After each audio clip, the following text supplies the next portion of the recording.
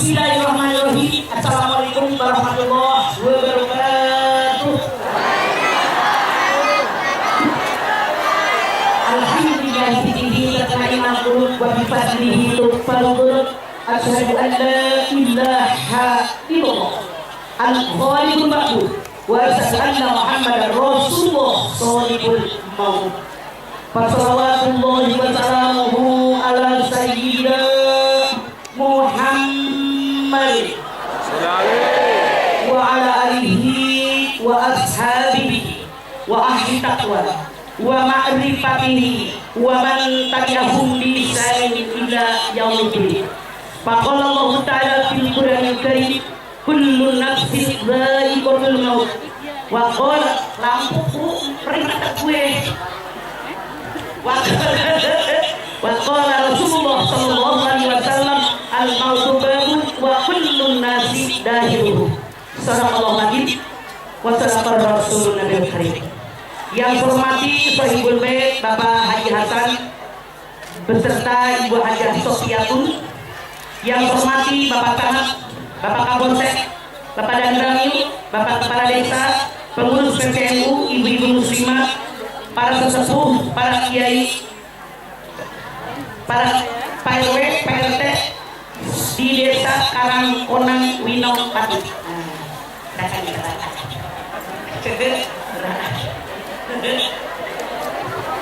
Hadirin, pertama-tama mari kita panjatkan puji dan syukur kita kehadiran Allah Subhanahu wa Ta'ala yang telah memberikan nikmatnya buat kita semua, terutama nikmat iman, nikmat Islam, nikmat sehat walafiat, nikmat diberikannya umur yang panjang buat kita semua.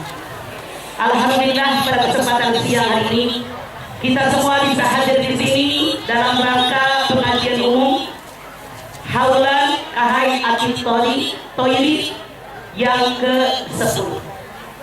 Hadir di dalam sebuah hadis Nabi besar kita Muhammad sallallahu alaihi wasallam bersabda, siapa yang hadir di pengajian seperti yang kita kerjakan saat ini, niatnya ikhlas karena Allah, maka kita semua dipayungi oleh sayap-sayapnya malaikat aman yang maha cinta. Pindah ke sini, pindah ke sini, pilih di sini, kursinya pindah, udah dipindahin.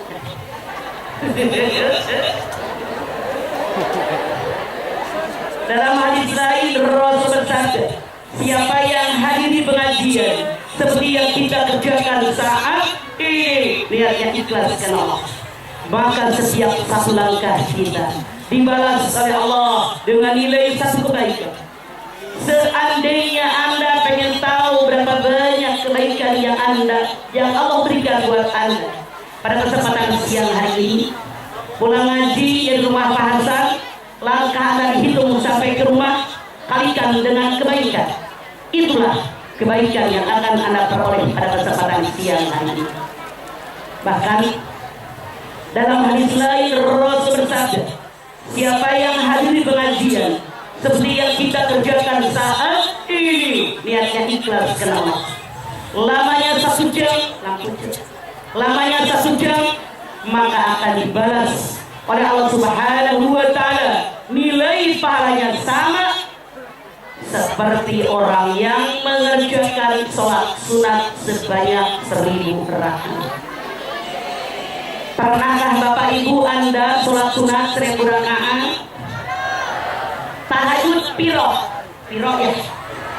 Tahajud piro? Berapa Anda tahajud? 2 rakaat.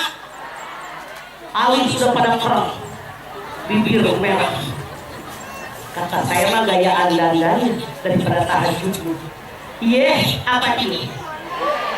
Cuma dipikir lagi masih mending tahajudnya 2 rakaat daripada tengah malam bangun pipis doang tidur lagi. Ada yang begitu ngaku, banyak yang ngaku.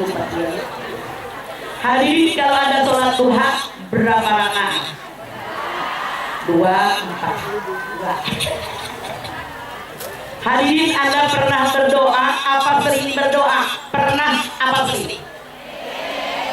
Kalau Anda berdoa, ya Allah,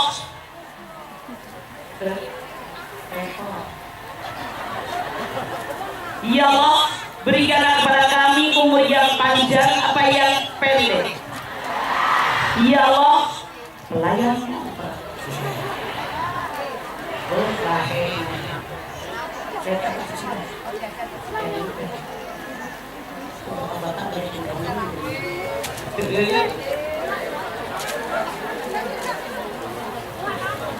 saya yakin Pak Hasan dan kita semua berharap semoga habis ngaji hari ini ibadah kita kepada Allah semakin baik dan meningkat.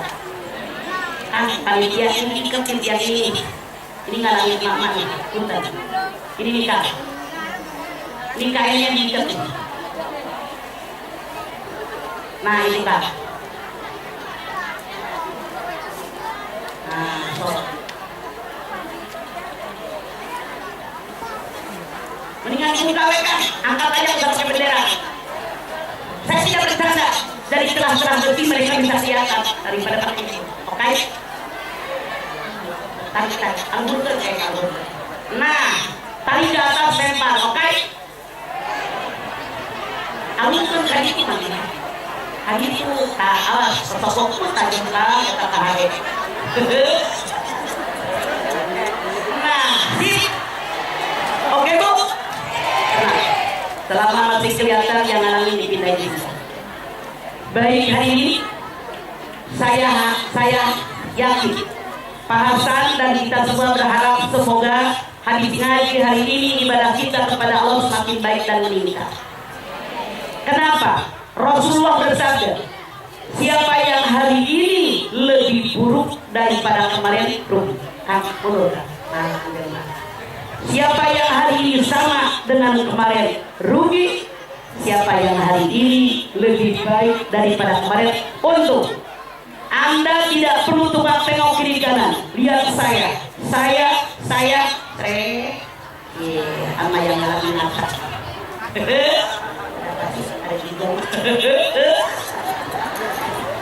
Kira-kira Anda sekarang untung apa rugi? Untung apa rugi? Yusi kagak nyesel. Contohnya gampang. Waktu ibu dulu masih perawan, bapak-bapak dulu masih berjaga. Saat itu hidup Anda masih numpang sama orang tua. Saya tanya, ketika Anda belum punya apa-apa, hidup Anda masih numpang sama orang tua dulu, kalau sholat yang dibaca surat apa? Kuliah, inna, dikalian punya suami, dikalian punya istri, punya titel. Jabatan naik, pangkat naik, kekuasaan luas, duit banyak, rumah punya, motor, mobil punya, baju biru punya, abu-abu punya, baju merah punya, baju kuning punya, ungu warna janda punya. Dia pengen beli baju kayak apa duitnya ada. Dia pengen jajan makanan kayak apa duitnya ada. Jawab pertanyaan saya. Sebagai tanda syukur Anda kepada Allah saat ini, kalau Anda sholat yang dibaca surat.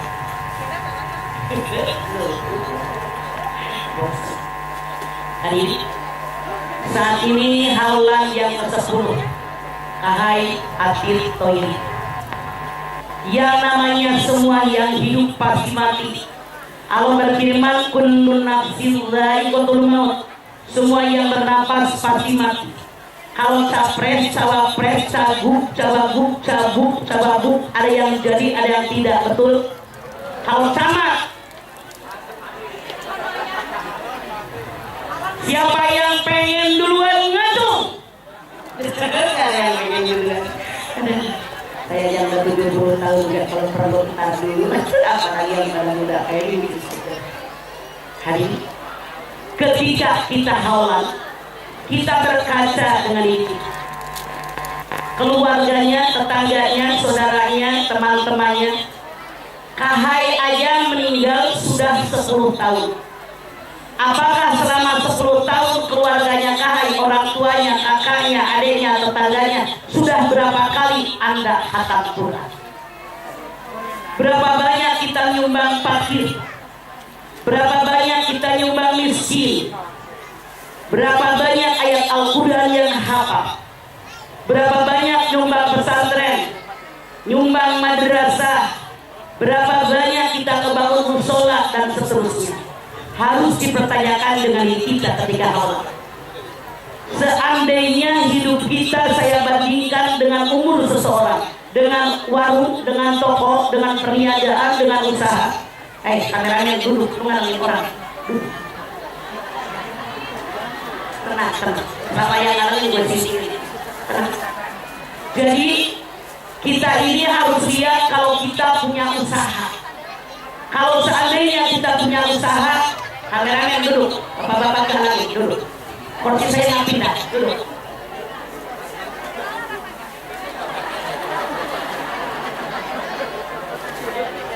Ada pindah kursi saya, oke?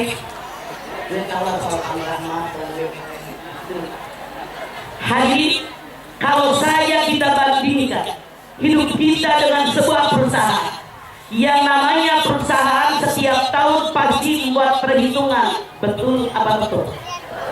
Ada nggak usaha saya keuntungannya? Kenapa bisa itu? Ada nggak kerugiannya? Dagangan apa yang membuat saya rugi? Apa penyebab kerugian saya? Nah, ini kalau perusahaan. Sekarang dengan hawalan kita hitung amalan kita. Berapa banyak kita baca Quran? Berapa banyak hafal ayat? Sampai di mana iman kita? Sampai di mana ketakwaan kita kepada Allah? Ada nggak perintah Allah yang belum saya kerjakan? Ada nggak larangan Allah yang masih saya langgar? Umar bin Khattab mengatakan, hasibu anfusakum qabla an tuhasabu. Hisablah diri kalian sebelum amalan kalian dihisab oleh Allah. Hadirin, kalimat hasibu anfusakum qabla an tuhasabu mengandung dua pengertian yang sangat dalam dan sangat luas. Yang pertama peringatan, yang kedua perintah. Peringatan bahwa semua yang hidup pasti akan mati.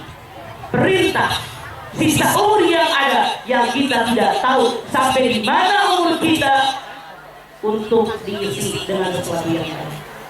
Nabi besar kita Muhammad Sallallahu Alaihi Wasallam bersabda, "Al-mautu babun wa kullun nasi dahiluhu." Kematian merupakan sebuah pintu, semua manusia pasti melewati pintu kematian. Dari hadis ini jelas bahwa kita manusia, siapapun Anda, sehebat apapun Anda, semua pasti mengalami 5 alam. 1 alam ruh, 2 alam rahim, yang ketiga alam dunia, yang keempat alam kubur, yang kelima alam akhir. Alam ruh, di mana adanya alam ruh? Silakan Anda lihat surat Al-Isra, Bani Israil ayat 85. Yas'alunaka 'anir ruh, qulir ruh min amri rabbi wa ma utitum minal ilmi illa qalil. Muhammad, kalau seandainya ada orang yang bertanya kepadamu tentang ruh, jawab, ruh itu urusan Tuhanku. Manusia tidak diberikan ilmu kecuali sedikit. Punten. Dari ayat ini sangat jelas bahwa kita manusia jangan sok tahu tentang ruh. Karena Allah yang berfirman, yang tahu tentang ruh hanya Allah. Manusia diberikan ilmu hanya sedikit. Dalam ayat lain Allah Subhanahu wa taala berfirman betapa banyaknya ilmunya Allah. Seandainya semenjak adanya alam dunia sampai datang hari kiamat, semua pohon ranting dibuat pena, semua samudera dibuat tinta, ditambah 7 samudera setelah keringnya, ilmu Allah tidak akan habis. Sementara ilmunya manusia, hadis Nabi mengatakan, kalau kita pergi ke pantai, kemudian telunjuk kita dicelupkan ke air, kita angkat telunjuk kita, yang nempel di tangan inilah ilmu kita.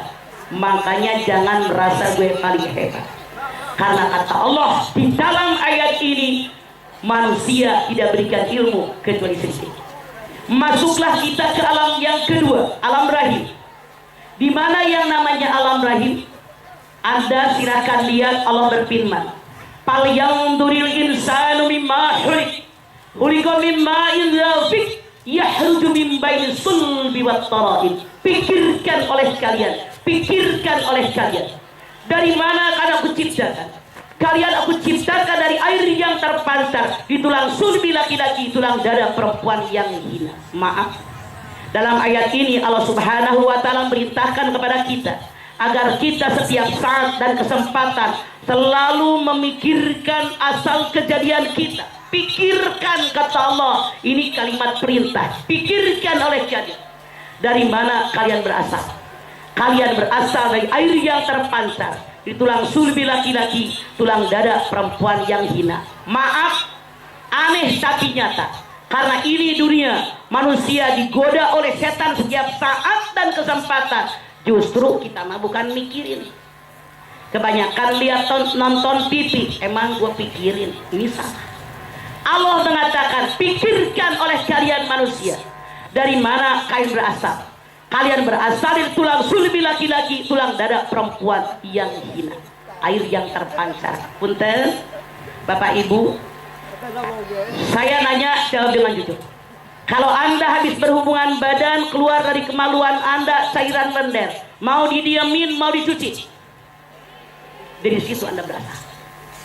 Kenapa lahir dalam dunia sombong, merasa gue hebat? Apa yang disombongkan? Pikirkan, kata Allah, dari mana kalian berasal. Hanya dari air yang muncrat, yang jijik dari tubuh kita. Itu. Anda silakan lihat Al-Mu'minun 12, 13, 14. Walaqad khalaqnal insana min sulalatin min tin, summa ja'alnahu nutfatan fi qararin makin, summa ja'alnahu nutfatan 'alaqah, fa khalaqnal 'alaqata mudghah, fa khalaqnal mudghata fa kasawnal idhama lahma, summa ansa'nahu khalqan akhar, fa tabarakallahu ahsanul khaliqin. Telah aku jadikan kalian manusia asalnya dari pati yang berasal dari tanah. Lalu aku jadikan nutfah, disimpan dalam rahim seorang perempuan. Aku jadikan segumpal darah aku jadikan segumpal daging sebagian aku jadikan tulang belulang yang dibungkus dengan daging. Lalu jadilah makhluk yang berbentuk makhluk yang lain, maksudnya Allah sebaik-baik Maha Pencipta. Hadirin, ayat ini pun Allah perintahkan kepada kita agar kita menyadari dari mana kita berasal. Kata Allah, asal kita dari pati yang berasal dari tanah. Ayah kita, ibu kita makan buah-buahan tumbuh di tanah, betul? Sayur-sayuran tumbuh di mana? Umbi-umbian tumbuh di, kacang-kacangan tumbuh di, padi-padian tumbuh di, dimakan ayah, dimakan ibu. Jadi sperma, jadi induk telur, kemudian disimpan dalam rahim kata dari tanah. Kenapa jadi orang sombong? Anda silakan lihat surat Toha 55. Minha khalaqnakum wa fiha nu'idukum wa minha nukhrijukum taratan ukhra. Dari tanah aku ciptakan, ke dalam tanah aku kembalikan, dari tanah suatu saat aku bangkitkan. Kenapa sombong? Jauhkan sombong dari diri kita. Kata Allah, kita berasal dari tanah, min sulalatin min tin. Lalu hidup di atas tanah, mati dikubur, busuk dimakan cacing, kembali menjadi tanah. Ditiup sangkakala yang kedua oleh Israfil, dibangkitkan dari tanah. Apa yang disombongkan dengan kita? Hadirin, sekarang musim hujan, ada sebuah lapangan dipakai main bola, pemain bola yang sepatunya bawahnya besi, jeblok. Tahu jeblok nggak? Kalau orang Jawa jeblok apa? Hah? Kata lu mah ambrol, mau amblong, yang bener mana sih? Hah? Amblong. Bukannya remblong. Kalau di Ciamis namanya jeblok. Kalau di sini amblong. Kata anak yang ini amblong, anak yang aku bilang ambrol, terserah lu dah. Setahu saya kalau ambrol mah itu jembatan jebol. Coba, pokoknya gini. Lapangan tanah, hujan terus menerus, ada orang main bola, tanahnya jeblok, amblong, amblor, terserah lu dah. Gua mah yang ngikutin dia nih, anak gua. Jadi jeblok. Kita lewat ke lapangan yang jeblok, hanya pakai sendal jepit, otomatis kaki kita belepetan dengan tanah. Jeblok, amblok, amblor, belepetan nih kaki kita. Pertanyaan saya, tanah kita yang belepetan dengan tanah mau kaki kita yang belepetan dengan tanah mau didiemin, mau buru-buru dicuci? Kita berasal dari tanah, kata Allah. Yang nempel di kaki kita aja pengen dicuci, artinya asal kita dari itu yang kita juga nggak suka. Kenapa lahir di alam dunia sombong? Allah menyadarkan kepada kita, jauhkan kesombongan. Dalam ayat ini Allah berfirman, kejadian manusia melalui 4 fase. Yang pertama cairan, berproses dalam rahim seorang ibu menuju pembentukan embrio selama 40 hari. Yang kedua, segumpal darah, berproses dalam rahim seorang ibu selama 40 hari menuju pembentukan embrio. Fase yang ketiga, segumpal daging. Segumpal daging yang sebagian kata Allah dijadikan tulang belulang yang dibungkus dengan daging. Setelah masuk bulan yang ke-6, jadilah kalian makhluk yang lain. Masuki Allah sebaik-baik Maha Cinta. Hadirin, ketika manusia sudah masuk bulan yang ke-6, oleh Allah diberikan kodok tentang kehidupannya. Rukun iman ada berapa? Yang nomor 6 apa? Kodok dan kodak. Kodok, tata rencana Allah yang bisa dirubah dengan doa, dengan sedekah, dengan ibadah, dengan zikir, dengan taqarrub ilallah. Namanya takdir mubrok, takdir ikhtiari yang bisa diikhtiarkan. Takdir, qadar, tata rencana Allah yang tidak bisa dirubah dengan apa. Nah, ketika bayi dalam kandungan ibunya 6 bulan ditulis oleh Allah kodok seseorang. Ada 3 pendapat ulama. Ulama pertama mengatakan kodok seseorang ditulis di dahi, jidat. Makanya kalau ada orang peramal, lihat jidatnya. Kalau garisnya 3, umurnya 30 lebih, garisnya 6, 60 lebih. Wallahu a'lam. Ada ulama yang mengatakan ditulis ketentuan orang di dada. Makanya kalau orang sehat dadanya begini, kalau orang bengek itu dadanya. Ulama ketiga mengatakan ditulis di telapak tangan. Wallahu a'lam bishawab. Ini kodok kehidupan orang. Mana yang ditulis oleh Allah? Yang pertama ajal. Ini orang ada bakat umurnya panjang apa pendek. Yang kedua amal. Amalnya baik apa buruk. Yang ketiga rezeki. Ada bahan jadi orang kaya, orang biasa, orang nggak mampu. Yang keempat, garis besar kehidupan orang tadi, apakah dia orang sengsara, orang bahagia, dan seterusnya. Ini ditulis di telapak tangan. Wallahu a'lam bishawab. Yang jelas itu waktu udah lahir seorang ibu, tapi ini baru foto. Nah, hadirin, ketika kita dalam rahim seorang ibu langsung lahir ke alam dunia kayak kita nih. Masuklah sekarang kita di alam yang ketiga, alam dunia, di mana kita oleh Allah Subhanahu wa Ta'ala diberikan kebebasan untuk memilah dan memilih. Mau jadi calon surgakah Anda? Mau jadi calon penghuni nerakakah Anda? Kemana Anda akan mengarah? Mau surga, mau neraka? Amin. Surga sih surga, kelakuan.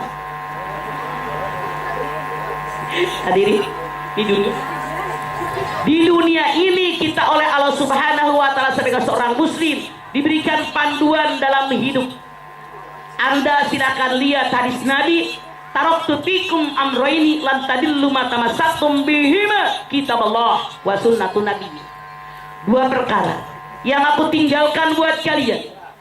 Kalau seandainya kalian berpegang dengan 2 perkara, hidup kalian pasti selamat dunia akhirat. Mana yang 2 perkara? Al-Quran dan Sunnah Rasul. Anda silakan lihat di dalam surat Al-Baqarah ayat 2, Dzalikal kitabul la raiba fihi hudal lil muttaqin.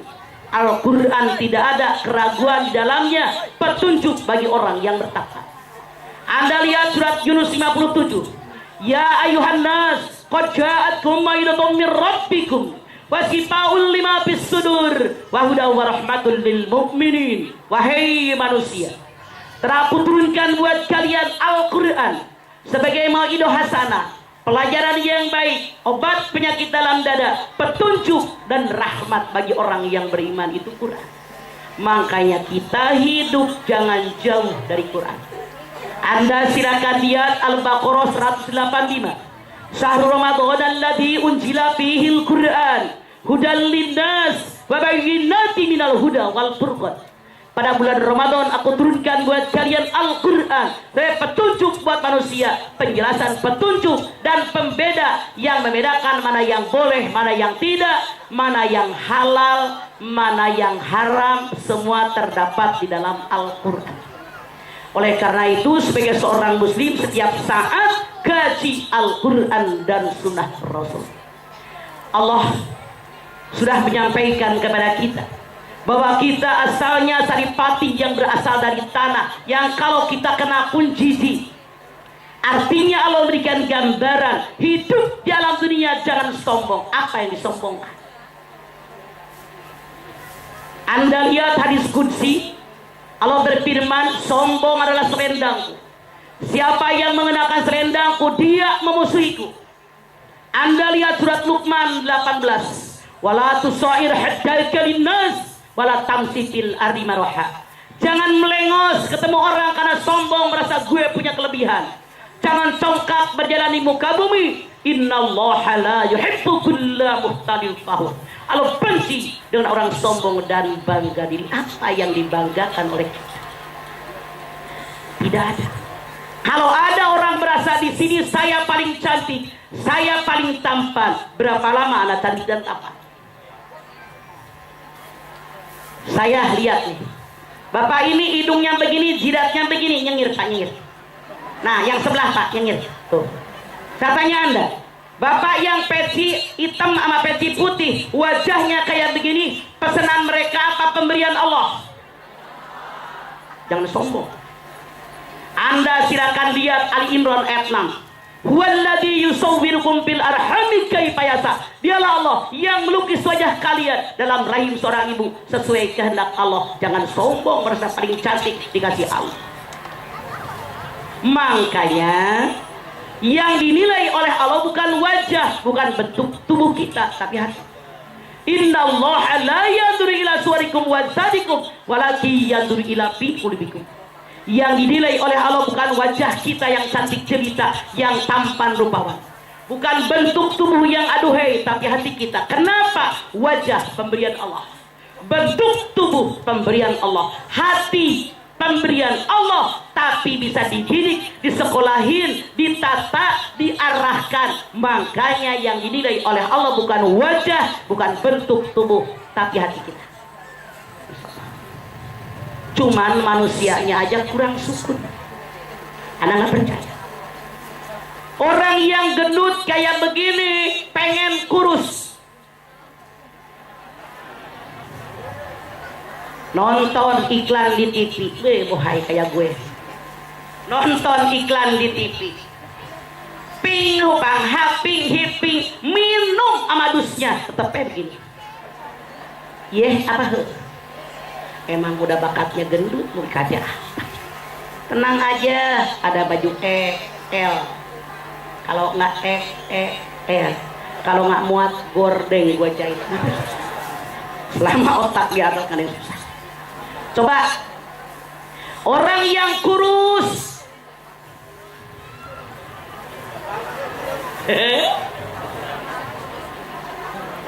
kurang gizi, pengen gendut, minum jamu empek tongseng, perutnya doang sama pipinya. Orang yang kulitnya kayak kita, sawo mateng, sawo mentah, sawo busuk, pengen bule, beli obat pemutih, seret, kata iklan 6 minggu. Kalau cocok, kalau nggak cocok, tidak sedikit saya lihat tetangga sama jamaah saya, pipinya merah kayak pantat monyet di Ragunan, pakai KW2 yang murah. So orang yang bule, orang barat, kata kita ganteng, kata kita cantik, pengen hitam, pakai kolor doang, berjemur di kute. berjemur di Pangandaran, pengen apa dia? Kan manusia kurang. Tapi yang jelas Allah mengajarkan kepada kita dalam beberapa ayat tadi, Allah benci dengan orang sombong. Apa nih sombong? Kalau ada orang sombong merasa saya paling cantik, saya paling tampan. Berapa lama anak cantik dan tampan? Usia 20, 25, 30, 35, 40, 45 masih ganteng, masih tampan. 70 ngeong. Jalan aja takut terguling kena kabel. Masya Allah, nenek-nenek. Tapi nih kalian cantik juga sekarang, nanti 50 tahun lagi. Saya aja waktu tahun 70 ini primadona kampus. Tahun 70 tahun. Waktu itu kan umur saya baru 19, sekarang 70. Alhamdulillah masih kena sehat segini mah, daripada orang di bawah saya udah pada jasa. Apa yang disombongkan? Kita kembali lihat Al-Quran. Anda lihat surat Ar-Rum ayat 54. Kamu nih salat diri di situ ngalangin, lu jangan nyengir mulu, Ini siapa catpol PP? Jangan di situ emak-emak kalangin lu, dari tadi gue bilangin. Emak-emak nggak berani kan? Parah Anda silakan lihat di dalam surat Ar-Rum 54. Allahul ladzi khalaqakum min dhafin summa ja'ala min ba'di dhafin quwwah summa ja'ala min ba'di quwwatan dhafan wa saibah yakhluqu ma yasha. Allah ciptakan kalian manusia semuanya asalnya lemah, sangat lemah. Kuat, hebat, jangan sombong, lemah, berubah sesuai kehendak Allah. Tuh, lihat Quran. Apa yang dibanggakan? Lahir lemah, kuat, kembali lemah. Hadirin, ada nggak orang yang lahir ke alam dunia yang langsung kuat, gagah perkasa? Ada nggak? Ada. Tahu Samson Betawi? Kagak punya TV ya. Samson Betawi kuat. Semua yang lawan dia KO. Musuhnya tidak suka, dia cari cara bagaimana mengalahkan Benyamin. Disogok harta nggak mempan, disogok tahta nggak mempan. Ternyata disogok wanita kelepak-kelepak. Gambaran, maaf, kaum laki-laki kebanyakan dalam tanda kutip. Saya yakin yang sini mah nggak beda, salah. Yang di sini enggak. Kalau disogok harta belum tentu mau, disogok tahta belum tentu mau, disogok wanita banyak yang kelepak-kelepak. Samson Betawi tidak sadar kalau dia dijebak, ditanya sama ceweknya di mana kekuatan dan kelemahan tubuhnya, dia bercerita di bulu ketek, ada lihat di TV. Habis jalan capek, duduk di bawah pohon, tangannya diginiin, dikerok bulu keteknya sama ceweknya, habis. Kita bukan Benyamin, kita bukan Samson Betawi, kita manusia biasa, kata Allah.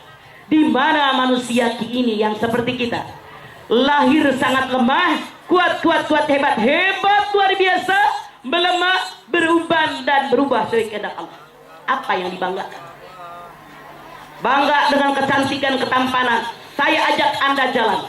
Kita berjalan bersama-sama Senin, Selasa, Rabu, Kamis, Jumat, Sabtu, Minggu. Saya tanya, jumlah umur nambah, betul? Jatah umur nambah apa kurang jatah umur? Langkah ke kubur makin dekat makin jauh. Hadirin, Anda punya kaca di rumah?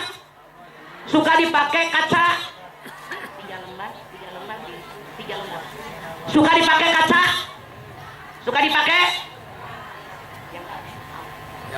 Sekarang kita bareng-bareng ngaca. Yuk, ngaca. Dulu ketika kita masih muda, rambut kita hitam legam bergelombang, indah niat, enak dipandang seperti bunga mayang. Sok 70. Apaan di sini? Ubah. Apa yang dibanggakan? Ini SMS dikirim oleh Allah Subhanahu wa Ta'ala. Jangan sombong, sudah tua tuh, uban banyak, ibadah yang banyak, apa yang sombongan? Hari ini Anda lihat, dulu ketika kita masih muda, pipi kita licin, nyamuk serodot, laler pleset, lagi muda, kenceng. Sekarang udah tua, sok nyamuk pada nyangkut, laler pada pegangan, apa SMS dikirim melalui kulit, kisut, nenek, aki, jangan belagu, ngaca. Apa? Dulu mata kita lagi muda, tajam. Orang di seberang jalan, mampir. Nenek-nenek, kakek-kakek, jangankan di seberang jalan. Berhadapan orang ngajak ngomong, orangnya jalan dikucak matanya. Nanya sama cucunya, yang ngomong sama nenek siapa? Dikirim SMS melalui mata, burung, bau. Anda punya telinga, coba. Ketika kita masih muda kayak mereka, telinga kita tajam. Ada orang dari televisi yang pendek, yang longgar, yang udah goyang mau pulang, dikirim SMS melalui gigi. Dulu ketika kita masih muda, Masya Allah, makan rujak kedong-dong, mangka menggal, payak menggal, bangkuang, ketimun, kerau-kerau, nenek-nenek, aki-aki. Jangankan mangga mengkal, payah mengkal, sukro satu dijamin melejit. Apa yang disombongkan? Hari ini mari kita batuk bersama-sama. 1, 2, 3. Nenek-nenek, kakek-kakek, mari batuk bersama-sama. 1, 2, 3. Trot di depan, pret di belakang, remnya udah belum. Iya apa iya? Saya tidak ngarang apa yang dibanggakan dengan kecantikan, apa yang dibanggakan dengan ketampanan, titipan dari Allah, dipakai di jalan yang Allah ridho. Jangan sombong. Ada orang sombong merasa gue gitu loh paling kaya. Hadirin, siapakah di antara Anda yang pengen jadi orang kaya ngacung? Siapa yang pengen miskin? Wahai saudaraku orang kaya, jangan sombong. Sekaya-kayanya Anda pasti butuh orang miskin. Setuju Anda? Ketika orang kaya membangun rumah mewah, yang ngebangun rumah mewah orang miskin. Genteng rumah orang kaya bocor, yang betulin orang. Got di depan rumahnya mangpat, yang betulin orang. WC-nya penuh, yang nyedot orang. Cari sopir orang, cari pembokat orang. Ngapain belagu jadi orang kaya? Tanpa orang miskin nggak bakal kaya. Ada orang kaya yang sombong di sini? Mana orang yang ngaco? Buang kesombongan. Sadari hadirin, kekayaan milik Allah cuma dititip bersama kita, mati nggak dibawa. Makanya jangan sombong dengan kekayaan. Kalau ada ditakdirkan jadi orang kaya, keluarkan zakat. Zakat syaratnya 5. Islam, merdeka, milik yang sempurna, haul nisab. Anda silakan lihat surat At-Taubah 103. Hukmin amwalihim shadaqatan tutahhiruhum wa tuzakkihim biha. Ambillah zakat dari orang kaya untuk membersihkan hati mereka, membersihkan kekayaan mereka. Kata Allah, kalau Anda kaya, harta Anda sampai senisab. Nisab itu ada ulama mengatakan 86 gram emas. Ada ulama mengatakan 93,6 gram emas. Kalau saya ambil di tengah 90 gram emas, kalau harga emas minimal 500.000, artinya kalau ada orang punya uang minimal dalam setahun 45 juta, dia wajib zakat 2,5%. Ini orang kaya. Kalau dia tidak sampai nisab, cukup bersedekah. Mana sedekah kewajiban Anda? Anda lihat Ali Imran 134. Alladzina yunfikuna bis-sarra'i wad-dharra. Tanda orang takwa yang berhak masuk surganya Allah selalu dalam bersedekah, baik dalam keadaan lapang maupun sempit. Duit banyak sumbang masjid 100 juta, duit kurang sumbang 50 juta, sumbang 10 juta sesuai kemampuan. Tapi maaf, kata Allah, manusia banyak kemasukan setan dari pintu yang ke-8. PEPLIT, koret, kedekut, merege, hesek, buntut kasiran, pantatnya koneng. Anda nggak percaya? Lihat di dalam surat Al-Baqarah 268. As-syaitanu ya'idukumul faqra wa ya'murukum bil fahsya wallahu yad'ukum maghfiratan minhu wa fadla wallahu wasi'un alim. Setan selalu menakut-nakuti manusia dengan kemiskinan. Setan selalu menyuruh manusia pelit, koret, kedekut kepada gehese. Allah menjanjikan ampunan karena Allah maha kaya karunia-Nya. Tuh Allah yang berfirman, manusia kebanyakan kemasukan setan dari pintu yang ke-8, pelit. Contoh, duit di tas Anda, duit di dompet Anda, duit peceng, goban, noban, ceban, goceng, noceng. Ngerti nggak? 100 ribuan ada, 50 ribuan ada, 20 ribuan ada, 10 ribuan ada, 5 ribuan ada, 2 ribuan ada, 1000-an ada. Tromol lewat buat yatim, tromol lewat buat fakir, buat miskin, tromol lewat buat musola. Ngubek tasnya lama, yang dikeluarin berapa? Berapa? Setan. Kalau Anda berdoa, ya Allah minta rezeki yang, ya Allah minta umur yang, sedekah berapa? Setan. Bukan kata saya, kata Quran. Tadi kita juga pakai Quran ngaji. Saya ambil contoh biar ngerti, jangan marah. Saya memasak air di teko. Ibu tahu teko nggak? Biar teko cepat penuh, buka ledengnya gede apa kecil? Berarti pintar. Maksudnya apa? Kalau kita pengen rezeki banyak dari Allah, sedekah yang banyak. Lu sedekah sedikit, minta rezeki banyak, kagak ngaca lu. Ember, jangan ketawa, mikir. Manusia yang kemasukan setan. Kalau buat dunia longgar, buat akhirat susah. Contoh, anak Anda kursus bahasa Inggris sebulan 100.000 dibayar jreng. Anak Anda kursus matematika 100.000 jreng. Anak Anda kursus bahasa Inggris 100.000 jreng. Anak Anda kursus komputer sebulan 100.000 dibayar jreng. Anak Anda kursus senari 100.000 jreng. Anak Anda kenaikan kelas, diajak gurunya jalan-jalan ke pantai 200.000 jreng.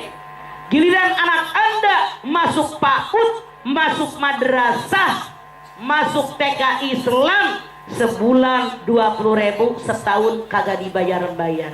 Iye apa iye? Sadar nggak? Sadar sih. Saya mah kagak ngarang.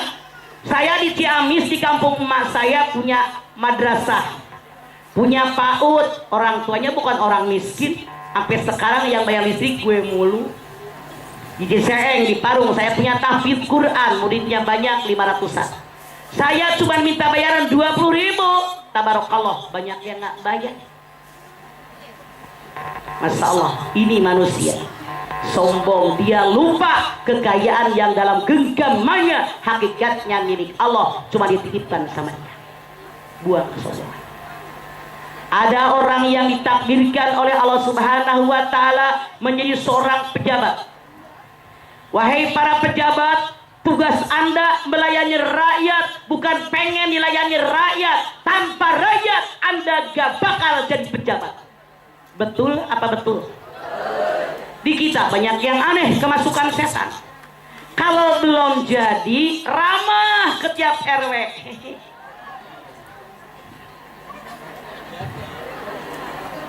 Begitu kepilih, balik lagi nggak ke RW kita. Ini kesombongan. Pangkat jabatan titipan oleh Allah. Kullukum ra'in wa kullukum mas'ulun an ra'iyatihi. Setiap kau adalah pemimpin, semua pemimpin dimintai pertanggungjawaban dengan apa yang kalian pimpin. Dari presiden sampai gubernur, bupati, wali kota, camat, kepala desa, pak lurah, RW, RT, kepala keluarga, ibu-ibu, kepala rumah tangga. Ini pemimpin. Yang Rasul mengatakan, semua kalian pemimpin, semua pemimpin dimintai pertanggungjawaban dengan Allah. Hati-hati. Jangan sombong dengan jabatan. Jabatan titipan dari Allah. Setinggi-tinggi jabatan pensiun. Iye apa iye? Saya beberapa kali ketemu orang aneh, sombong banget dengan jabatan. Saya ceramah di Tangerang. Ada perempuan muda. Perkenalkan Mamah Dede. Saya istrinya anggota dewan. Padahal saya kagak nanya. Sombong gak? Tunjukkan kerjaan dia, bukan bangga dengan pangkat. Rakyat mah pengen juga jadi sejahtera. Iya.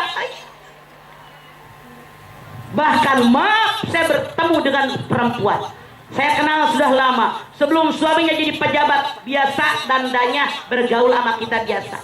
Maaf, saya melihat jamaah saya, Masya Allah, begitu suami diangkat jadi pejabat, dandanya berubah, alis segede alis insan, merah, kuning, hijau, bibir merah kayak habis makan orok. La ilaha illallah. Boleh kita dandan, boleh. Innallaha jamilun yuhibbul jamal.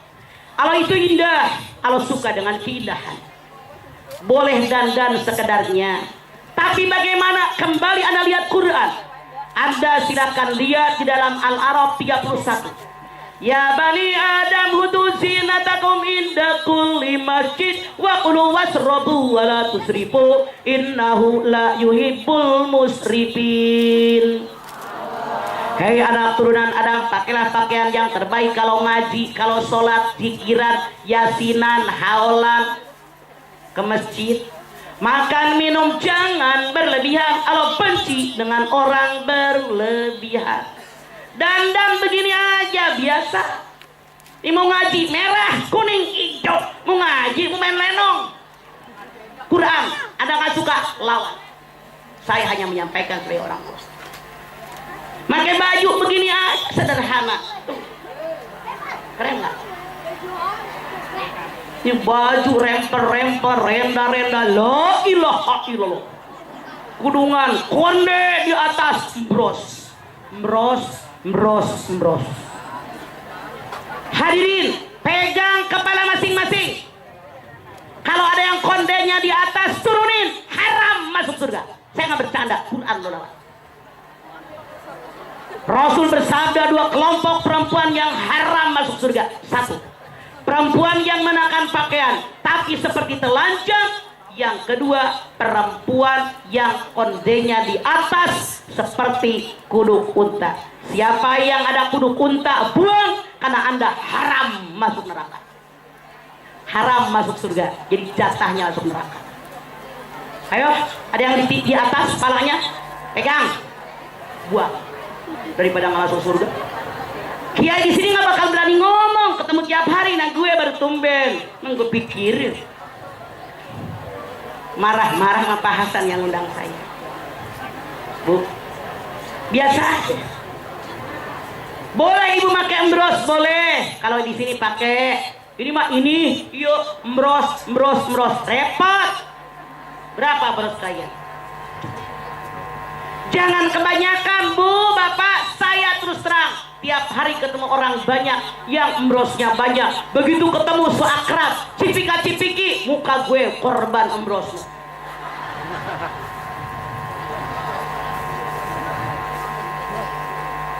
Biasa aja, jangan berlebihan ya. Yang berlebihan Allah tidak suka. Rasul bersabda, khairul umur awsatuha, sebaik-baik urusan yang sedang-sedang. Jangan berlebihan. Kalau Anda ditakdirkan jadi seorang pemimpin, harus berbuat adil dan bijaksana. Amanah. Anda silakan lihat surat An-Nisa 58. Innallaha ya'murukum an tu'addul amanati laliha wa idza hakamtum bainan nas an tahkum bil adl. Sesungguhnya Allah perintahkan kepada kalian menyampaikan amanat kepada yang berhak menerimanya. Kalau kalian jadi seorang hakim, adalah hakim yang sangat adil. Pemimpin itu harus amanat, harus bijaksana, harus adil. Rasul bersabda, ada 4 faktor yang menyebabkan sebuah negara tegak berdiri. 1, pemimpin yang adil dan bijaksana. 2, ilmunya para alim ulama. Yang ketiga, dermanya orang kaya. Yang keempat, doanya orang yang tidak punya. Kalau 4-empatnya ada, maka apa yang kita harapkan? Negara yang baldatun thayyibatun warabun ghafur, insyaallah dalam genggaman kita semua. Amin atuh euy. La ilaha illallah, kayak nggak ada orang. Saya ngomong kedengeran nggak? Ngerti nggak? Aja amin amin bisa. Semoga harapan kita semua kita memiliki negara yang baldatun thayyibatun warabun ghafur akan dikabul oleh Allah. Baru kayak ada orang ember, heran segini banyaknya nggak ada yang amin-amin aja. Saya dari rumah dari jam 3 tahu. Apa yang dibanggakan jangan bangga, jangan sombong. Anda silahkan lihat di dalam surat Al-Isra 37. Wala tamsi fil ardi maraha innaka lan tahriqal arda wa lan tablughal jibala tula. Jangan congkak, jangan sombong berjalan di muka bumi. Sehebat bagaimanapun yang namanya manusia tidak akan bisa menembus bumi, tidak akan bisa mengalahkan gunung. Kata Allah dalam ayat ini.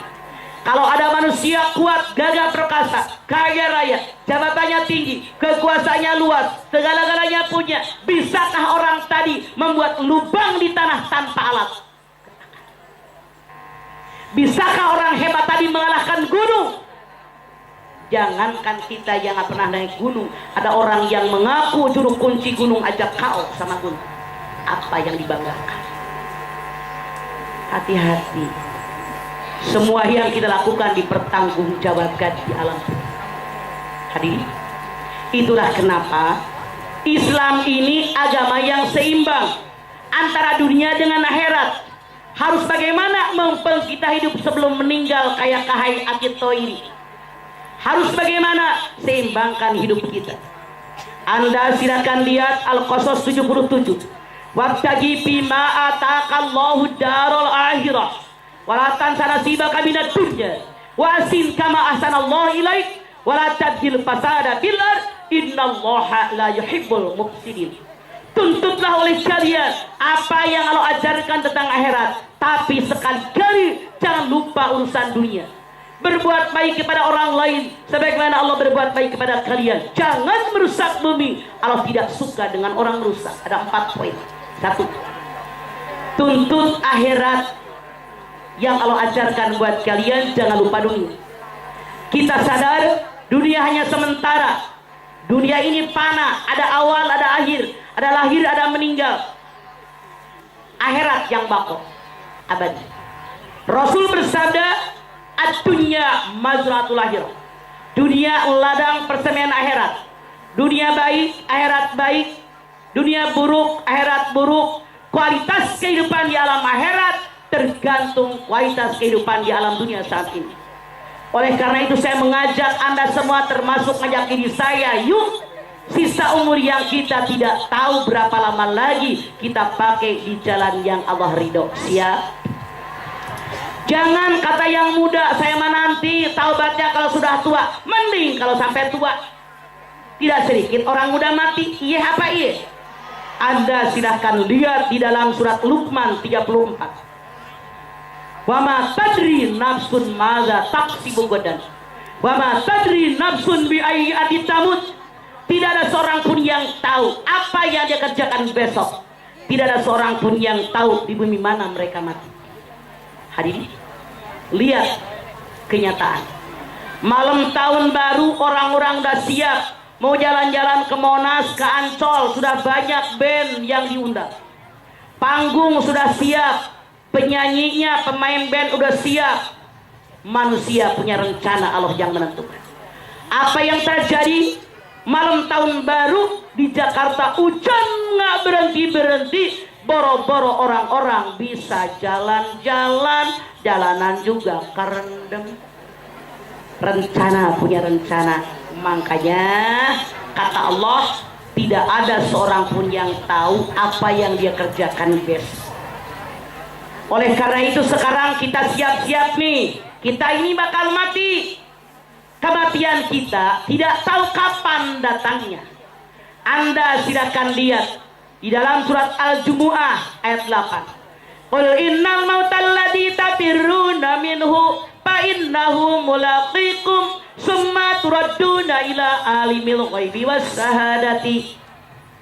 Kata Allah, katakan Muhammad, sesungguhnya kalian akan datang dengan kematian. Kalau kalian sudah mati dikembalikan kepada Allah yang mengetahui yang gaib dan yang nyata, dikembalikan kepada kalian apapun yang pernah kalian kerjakan di alam dunia. Jadi kata Allah, kalau kita sudah mati, kita dikembalikan kepada Allah. Allah itu tahu yang gaib yang nyata, yang dicurahkan dengan mulut, yang disembunyikan di hati kita, Allah tahu. Kalau di sini nih ada kamera 1, 2, 3. Artinya apa? Yang di sana nggak kerekam, yang di sana nggak kerekam, ini nggak kerekam. Karena saya kalau di Indosiar, di Antv, di TV One, itu kameranya 8 baru kerekam. Tapi apapun kelakuan kita terekam oleh kameranya Allah hanya 2. Mayal pinu bin qaulin illa ladaihi raqibun atid. Semua yang kalian kerjakan dicatat oleh raqib, oleh atid. Kameranya Allah cuma 2, tapi semua tercover semua. Makanya tidak bisa bersembunyi. Kalau kita sudah mati, kembali kepada Allah yang mengetahui yang gaib dan yang nyata, dikembalikan kepada kita apapun yang pernah kita lakukan di alam dunia saat ini. Jangan nggak ada orang, apa kita bukan orang? Ini setan luar biasa. Hati-hati.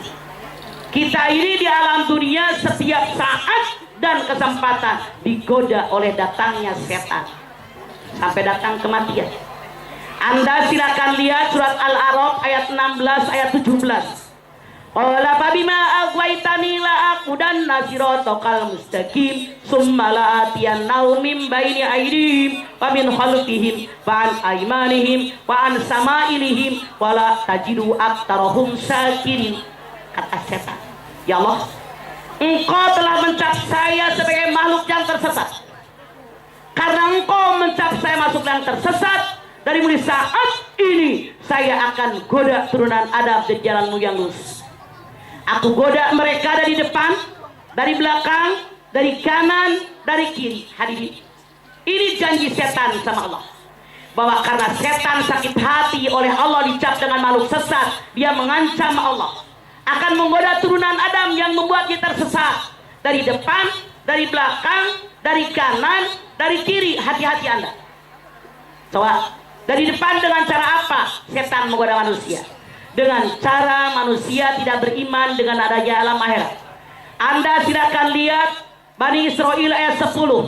Wa annal ladina la yu'minuna bil akhirati atanna lahum azaban adina. Manusia yang tidak beriman dengan adanya alam akhirat mendapat azab yang sangat pedih. Karena mereka digoda setan, tidak yakin dengan adanya alam akhirat, dia tidak ada persiapan buat hidup di alam akhirat. Hati-hati, jangan terkecoh setan. Titik. 2. Setan menggoda manusia di belakang. Caranya bagaimana? Hubbuddunya wa karahiyatul maut. Mencintai dunia, takut dengan kematian. Anda silakan lihat Al-Baqarah 96. Wala tajidannahum arasan nasi ala hayat wa minal ladzina asraku yawaddu auduhum law yu'ammaru alfasana wa ma huwa bimuzahzihi minal azabi ayyu ammar wallahu basirum bima ya'malun. Pasti, ini kalimat taukid penguat, pasti kalian akan bertemu dengan manusia yang rakus dengan dunia, lebih rakus dari orang kafir. Mereka bermohon kepada Allah diberikan umur 1000 tahun lagi, padahal dengan umur yang panjang tidak menjauhkan mereka. Jadi ajab Allah yang maha pedih, Allah maha melihat, Allah maha mendengar dan mengetahui. Tuh. Jadi setan yang kedua menggoda kita manusia biar mencintai dunia. Dunia aja dipikirin, nggak pernah mikirin buat akhirat. Yang penting nafsu terlampiaskan. Ini pasukan setan. Maaf, saya menyampaikan ayat biar kita terbuka mata kita. Saat ini di negara kita betapa banyak orang yang rakus dengan pangkat jabatan. Contoh, jadi bupati maksimal 2 kali, jadi wali kota maksimal 2 kali. Begitu si bapak kelar 2 kali, saking takut jabatan diambil orang, bininya suruh naik, ada nggak? Anaknya suruh naik, ponakannya suruh naik, Allah roh yang mengatakan mereka sadar nggak sadar kemasukan setan dari arah belakang, rakus dengan dunia. Mereka berpikir yang hebat, yang pintar hanya keluarga mereka, yang lain dianggap kecil setan. Lihat Quran. Itu jabatan. Di pengajian tidak sedikit yang kemasukan setan. Jangan marah. Muludan seragam berem, Isra Mi'raj seragam koneng, tahun baru seragam hijau, halal bihalal seragam oranye. Iya apa iya? Setan. Jangan bercanda, lawan ayatnya. Jelas saya menyampaikan. Saya tidak melarang Anda pakai seragam, silahkan duit Anda. Cuman jangan keseringan. Ini dia. Pengajian banyak di mana-mana, tapi manusia tidak robah akhlaknya. Kenapa? Maaf, pengajiannya tidak ngupas Quran. Di kita banyak pengajian, tiap ngaji Yasin, tahlil, rawi, arisan, seragam. Yasin, tahlil, rawi, arisan, seragam. Kapan pinternya? Cari di Quran ada nggak perintah ngaji pakai arisan? Kagak ada. Quran 30 juz 114 surat yang dibaca Yasin dulu. Nggak ada perintah pakai seragam, bolak-balik beli seragam. Mana tukang seragam ngaco? Lu mah enak tiap ngaji dapat duit, pikirin tetangga yang miskin gara-gara seragam kagak ngaji, dosa. Yang enak buat tukang seragam tiap ngaji dapat duit. Nggak ada perintah pakai seragam. Silahkan, jangan keseringan. 2 tahun 1 nggak ada gunanya. Itu kesetanan, cuma mejeng warna-warni, otak nggak ada ilmunya, percuma ngaji nggak nambah ilmu. Ada yang marah? Naik sini gue tatar. Saya tidak bercanda tuh.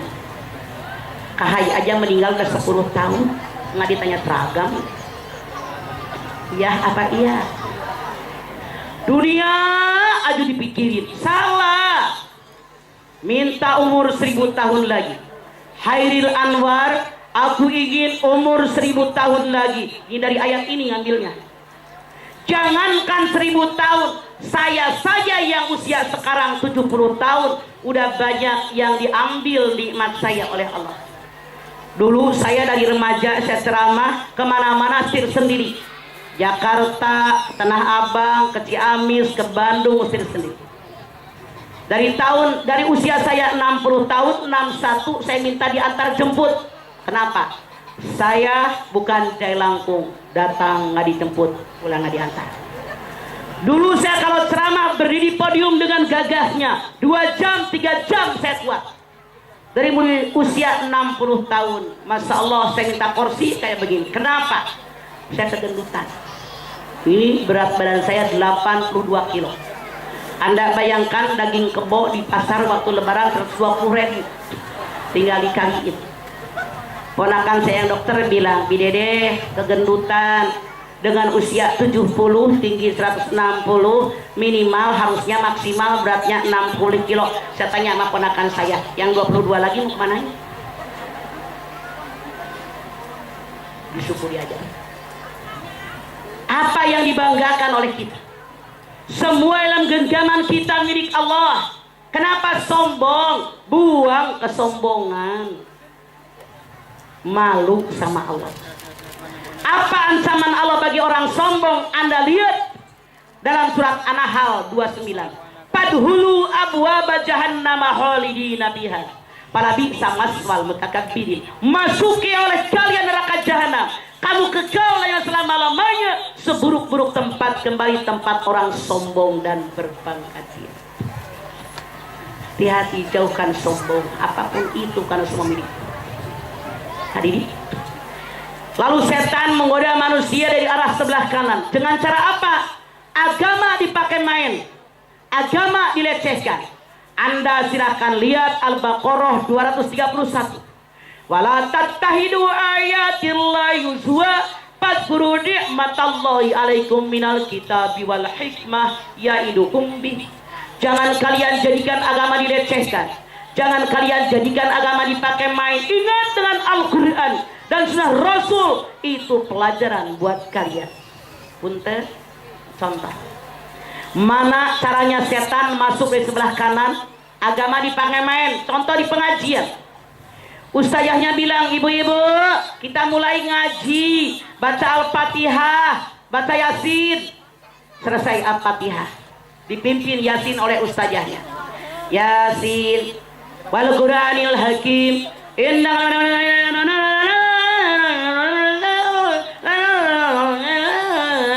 turja'un. Saya tanya, ada orang kalau ngaji Yasin ngebut? Ustazahnya kesetanan, jamaahnya kesetanan, satu talib nol besar, kosong, gak punya ibadah. Rasul bersabda, al-ajalah minas syaiton wa tani minallahi ta'ala. Terburu-buru dalam ibadah pekerjaan setan, kehati-hatian dalam ibadah perintah Allah. Kenapa? Anda lihat dalam Al-Quran, Allah berfirman, warattilil Qur'ana tartila. Baca Quran wajib tartil. Apa yang namanya tartil? Mahrojnya bener, tajwidnya bener. Yasin wal Qur'anil Hakim, innaka laminal mursalin ala siratim mustaqim. Tuh. Punten, saya hanya menyampaikan Quran dengan sunnah Rasul. Terima syukur, nggak terima kelewatan.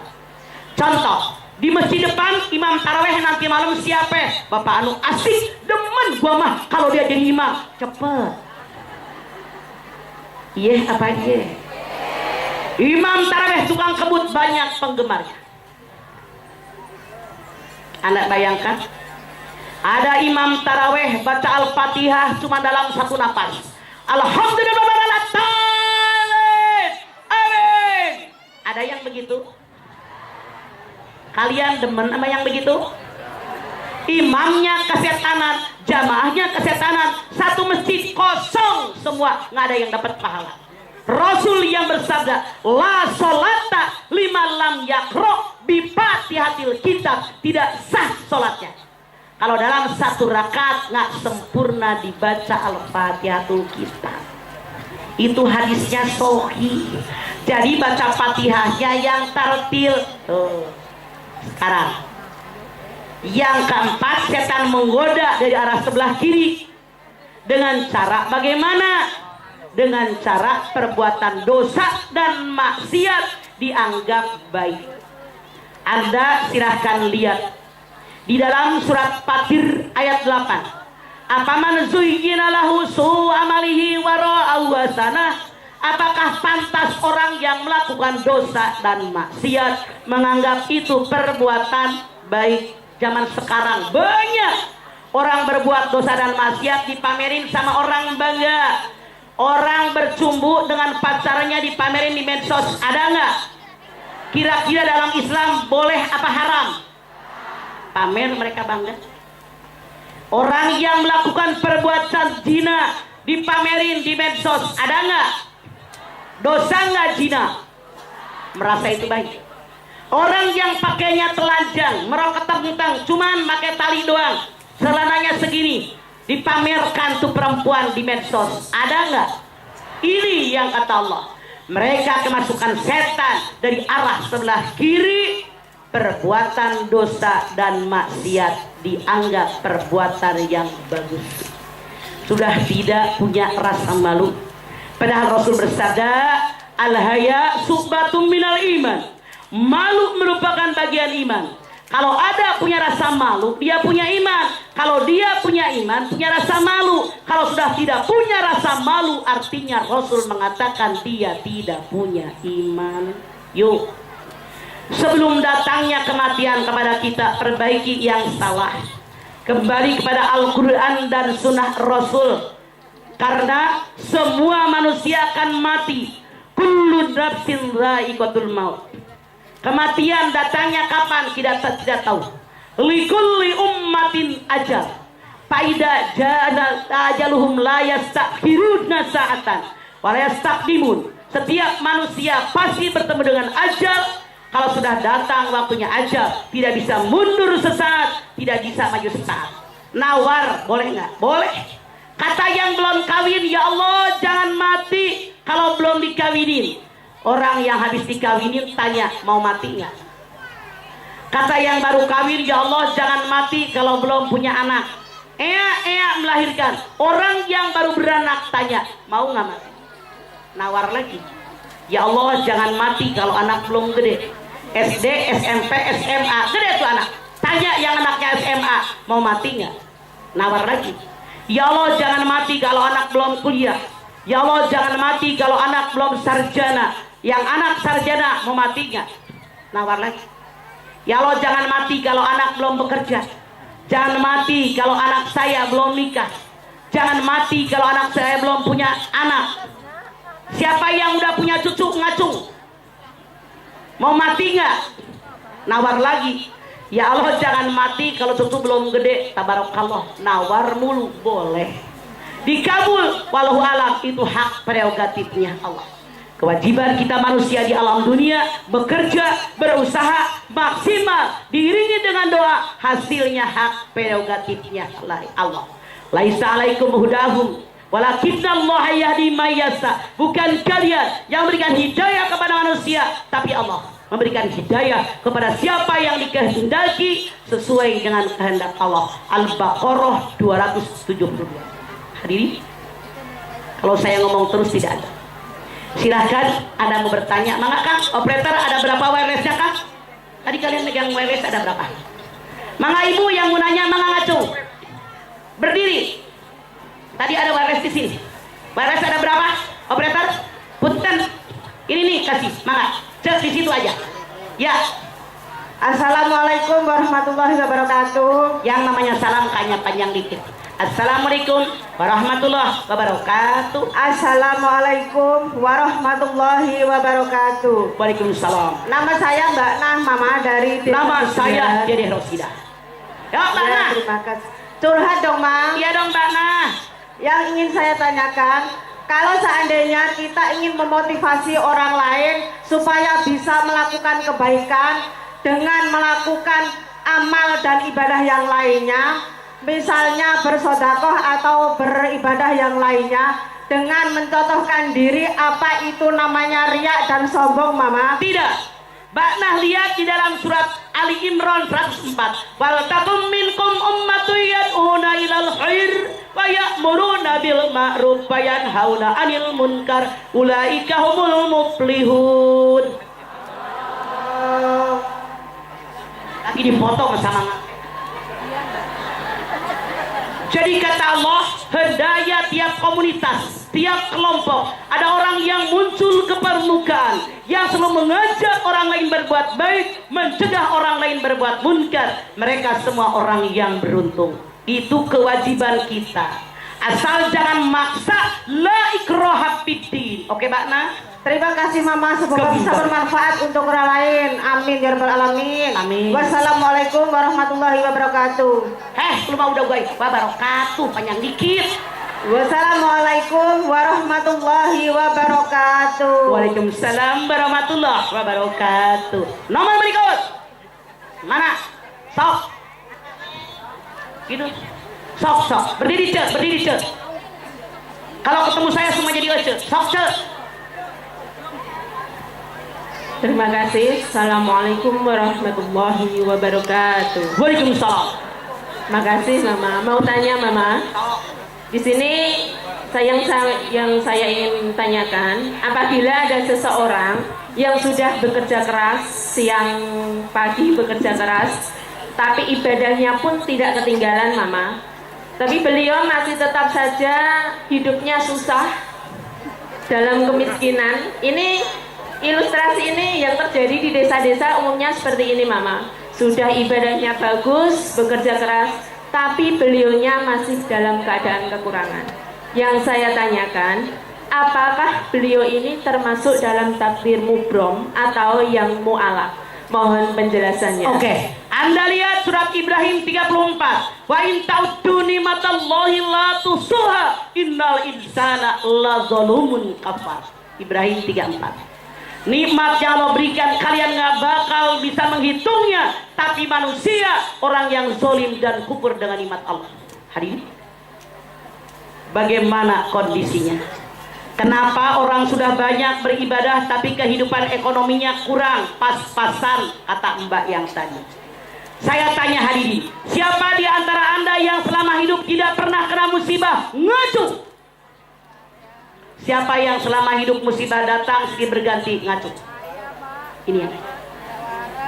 Anda silakan lihat Al-Baqarah 155 156. Walanabluwannakum bisyai'in minal khawfi wal ju'i wa naqsin minal amwali wal anfusi wat thamarat fabashiris sabirin alladzina idza asabathum musibah qalu inna lillahi.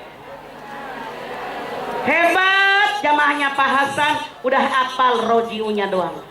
Yang namanya manusia suatu saat diuji oleh Allah dengan perasaan takut, perasaan khawatir, perasaan cemas, takutnya punya makanan, takutnya punya buah-buahan, takut sakit, takut mati. Berikan kabar gembira sama orang sobat. Siapa orang sobat? Tiap ada musibah dia beristirja, saya berasal dari Allah dan kembali kepada Allah. Hadirin, kata Allah dalam ayat ini, semua manusia tanpa kecuali diberikan ujian, tapi tidak sama. Contoh, ada keluarga suaminya baik banget, istrinya centil. Ada? Coba ngacungtil.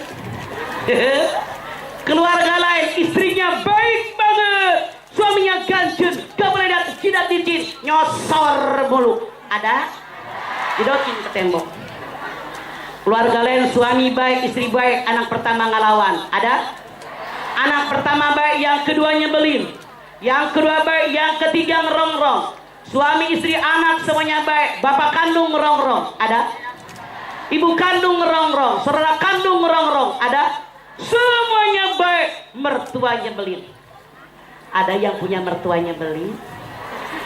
Coba tunjuk mana mertua yang nyebelin. Kalau Anda nunjuk mertua yang nyebelin, saya jamin pulang dari rumah Pak Hasan Anda di PHK jadi mantu. Mertua baik, ipar nyebelin, ada nggak? Ipar baik, menantu minta dicita. Tetangga nyebelin, sopir nyebelin. Masya Allah, ini ujian. Ekonomi nyebelin. Kemudian apa lagi? Penyakit nyebelin. Ibu ini nanya, di kampung kami kebanyakan mereka kerja, mereka ibadah rajin, tapi dikit segitu. Ini yang namanya takdir. Tapi Anda nggak usah khawatir.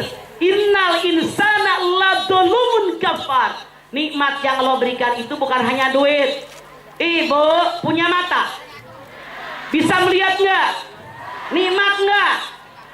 Coba mata ibu dicokel, mau nggak? Oh, kagak syukur loh. Ibu punya telinga, bisa mendengar, mau nggak jadi orang budeg? Nikmat. Ibu punya kaki, bisa jalan, nikmat nggak? Mau nggak kaki Anda dua ditukar dengan rumah mewah 1 miliar? Mau nggak? Oh, kagak mau. Maaf, yang namanya rezeki bukan hanya duit, bukan hanya kekayaan. Tubuh ini rezeki. Anda salah milih. Boleh jadi kata Allah, kalau dia diberikan kekayaan, belum tentu bisa mengolah kekayaan. Makanya Rian Demasif bilang, syukuri apa yang ada. Rasul bersabda, sebagai seorang yang beriman, kalau dia dapat kesenangan, kebahagiaan, dia itu bersyukur, syukur baik baginya. Kalau dia dapat musibah dan ujian, dia bersabar, sabar itu baik baginya. Hadis Nabi yang lain mengatakan, seorang yang beriman, kalau soal dunia lihat ke bawah, kalau soal ibadah lihat ke atas. Alhamdulillah tubuh saya sempurna, banyak orang lahir nggak punya kaki. Alhamdulillah saya sehat, orang seumur umur bengek. Alhamdulillah saya makan kenyang, orang lihat di TV nasi aking, itu yang Anda lihat. Giliran ibadah, lihat ke atas. Orang bisa tiap malam tahajud 11 sama witir, kok saya molor melulu. Orang bisa tiap hari sedekah ke miskin, ke anak yatim sekian, kok saya nggak pernah. Itu yang nggak pernah dipikirin. Artinya sadar nggak sadar, Anda iri dengan rezeki orang. Siapa dia? Anda lihat surat An-Nisa 32. Fala tatamannau ma faddalallahu bihi ba'dakum ala ba'din lirrijali nasibum mimma iktasabu walin nisa'i nasibum mimma iktasabna. Jangan iri hati dengan karunia yang diberikan oleh Allah kepada orang lain. Laki-laki dapat bagian dengan apa yang dia kerjakan, perempuan dapat bagian dengan apa yang dia kerjakan. Jangan iri. Kalau laki-laki belajar yang pintar laki-laki, perempuan yang belajar yang pintar perempuan. Betul tak? Laki-laki yang bekerja yang dapat duit laki-laki, perempuan yang bekerja dapat duit perempuan. Laki-laki yang ibadah dapat pahala laki-laki, perempuan yang ibadah dapat pahala perempuan. Jangan iri dengan rezeki orang. Siapa tahu orang yang rezekinya banyak, sedekahnya banyak, tengah malam tahajud mulu. Ini mah baru ibadah segitu diberi hitungan. Heran Allah, segitu ibadah udah banyak, segini artinya kurang bersyukur. Oke. Nomor berikut. Mana? Sok. Ada berapa WRS-nya? Operator, ada berapa WRS-nya? Assalamualaikum warahmatullahi wabarakatuh. Itu diri cek. Dulu lempar aja paling juga benjol. Jangan diasongin lu. Kan banyak emak-emak. La ilaha illallah. Di estafet kali. Kolor hijau. Assalamualaikum warahmatullahi wabarakatuh. Waalaikumsalam. Curhat dong, Ma. Ya dong, Cik. Kalau curhat di Indosiar setengah 4 pagi, kalau di TV One jam 8. Galau nih mah gitu, Mbak. Gini loh, Ma, jika ada seseorang yang tidak ikhlas menerima kajian atau bacaan-bacaan, apakah yang membaca itu berdosa, Ma? Saya nggak ngerti maksud Anda. Misalnya gini, Ma, aku kan membaca kajian Al-Berjanji. Dia kan tujuan saya. Bukan kajian. Apa? Bacaan. Ya, bacaan Al-Berjanji. Tapi dia aku ajak banyak baca sholawat, tapi dia beringsik nggak mau jawab sholawat, Mang. Apakah aku yang berdosa? Sebetulnya gua nggak ngerti, tapi gua raba-raba aja dah. Begini barangkali, hadis Nabi mengatakan kalau ada orang mengucapkan nama Rasulullah Muhammad, kita jawab ini barangkali maksud dia. Gue kagak ngerti sih, bingung dia nanyanya. Jadi itu maksud saya. Kalau dia yang baca, mungkin temennya nggak membaca salawat. Itu maksudnya bukan? Iya, tapi dia itu sewot, Ma. Dia bisa aku. Oke, hadirin, saya tanya, apakah semua orang suka dengan kita? Kalau ada orang yang mencela aku, jangan sakit hati. Gua mah sering dicela orang, difitnah orang, dihina orang. Gak ada urusan. Orang menyela kita, memfitnah kita, menghina kita, janganlah sakit hati. Selama yang gua omongin benar kata Allah. Jangan mikirin orang. Anda jangan tersinggung, tapi tanya apa kesalahan saya. Kalau Anda tersinggung, Anda cengeng, dimanapun Anda gak bakal punya tetangga.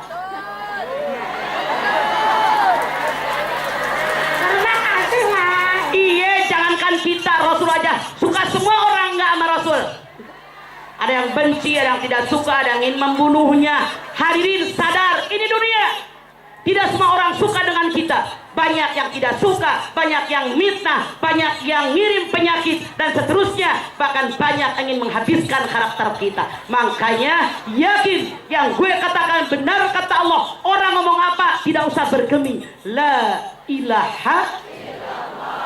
Terima kasih, Ma. Iya. Tapi hatiku sakit. Kenapa? Karena Anda pendendam kayak setan. Setan ketika oleh Allah diperintahkan sujud. Wa idh qulna lil malaikati isjudu li Adam fasajadu illa iblis aba wastakbara wa kana minal kafirin. Ketika Allah memerintahkan malaikat sujud, semua sujud kecuali iblis. Ada aba wastakbara minal kafirin. Dia takabur, sombong, tidak mau diperintahkan. Artinya kalau Anda ada orang nyela, Anda sakit hati, Anda sombong, tidak mau dicela, saudaranya iblis. Terima kasih. Biasa aja dicela orang, gue makanya gendut. Gak pernah gue pikirin. Ya, nggak apa-apa. Iya, ngapain lu pikirin, kurus lama-lama lu. Ya, Biasa aja kali. Ya, wassalamualaikum warahmatullahi Waalaikumsalam. Nomor berikut. Assalamualaikum warahmatullahi wabarakatuh.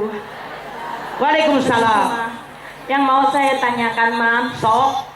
apa pengertiannya syariat, hakikat, dan torekot? Terima kasih. Ya, Ibu. Yang namanya syariat itu ilmu agama. Hakikatnya itu adalah milik Allah yang sempurna. Semua itu hakikatnya Allah. Thariqah itu jalan bagaimana menuju keridhaan Allah. Itu. Jadi kayak gini, ini ngaji nih. Pak Hasan bikin pengajian. Panggil yang salawatan, panggil yang baca Quran. Ini tarikah. Tarikah itu thariq, jalan. Jalan menuju keridhaan Allah. Begitu, Mbak. Jelas, Bu? Kalau diuraikan kepanjangan itu tugasnya kiai itu yang di depan. Waktu saya terbatas. Suara kiai. Oke? Nomor berikut. Udah pintar semua? Assalamualaikum. Waalaikumsalam. Lu yang salam, lu yang jawab lah. Asan punya tetangga lu repot bener. Curhat, Mas. Mic-nya di mulut, jangan di kuping. Akan curhat. Di mulut mic-nya. Ya, disuruh anak di perantauan, disuruh ada sholawatan, apa itu nyuruh nyantuni anak yatim itu baik apa enggak, Mas? Di panggung. Disuruh anak di perantauan, disuruh nyantuni anak yatim di panggung itu boleh apa enggak? Misalnya, Ya, ibu punya anak di perantauan, ya, suruh baca salawat di panggung. ya. Sama siapa? Sama panitia. Enggak sama anak-anak yatim. Suruh pada baca salawat. Ya, Sama gurunya. sama gurunya sama Habib Sofi'i. Ya, terus Ada nyantuni anak yatim di panggung katanya baik apa enggak ini, Mas? bagus yang nyantunin yatim daripada nggak ada yang nyantunin. Makanya yatim itu bukan dari zakat, yatim itu dari sedekah. Kalau ada yatim terlantar di suatu kampung, yang dosa bukan hanya orang kaya, tapi seluruh warga muslim. Katanya enggak baik mah orang istri nyantuni anak yatim di panggung. Maksudnya jangan pamer. Enggak. Anda silakan lihat. Oke, lu kan nanya, gue jawabin, lu nyaut mulu sih rumah. Mau didengerin nggak gue jawab? Oke. Anda lihat Al-Baqarah 271.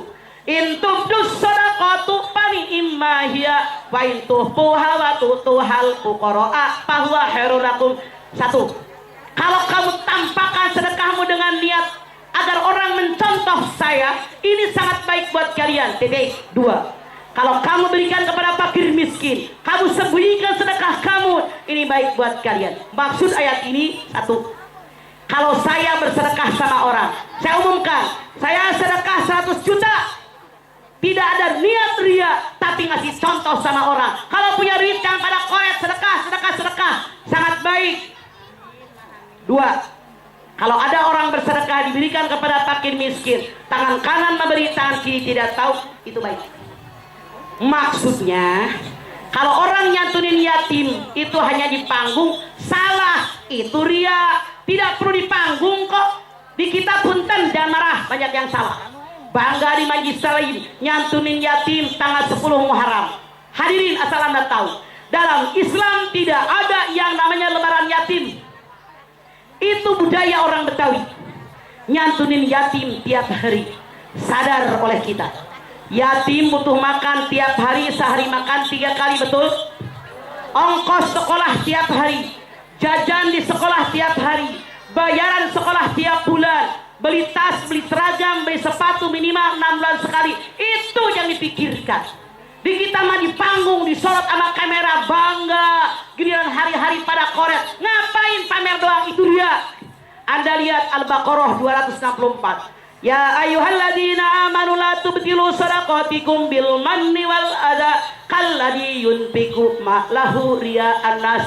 Hei orang yang beriman, jangan kalian batalkan para sedekahmu dengan mengungkit-ungkit dan menyakiti hati orang menerima. Seperti orang yang sedekah ria, pamer, pengen dipuji orang. Dia tidak beriman kepada Allah, tidak beriman dengan Rasulnya. Ibarat orang yang nyimpan tanah, Di atas batu besar yang sangat licin, ketimpa hujan yang sangat besar. Ada batu, taruh tanah segenggam, hujan besar, tanahnya masih ada apa udah habis? Itu. Jadi maksud dia, kalau nyantunin yatim di panggung tidak baik. Karena apa? Pamer. Bukan hanya di panggung, itu maksudnya. Ya, kemarin saya ikut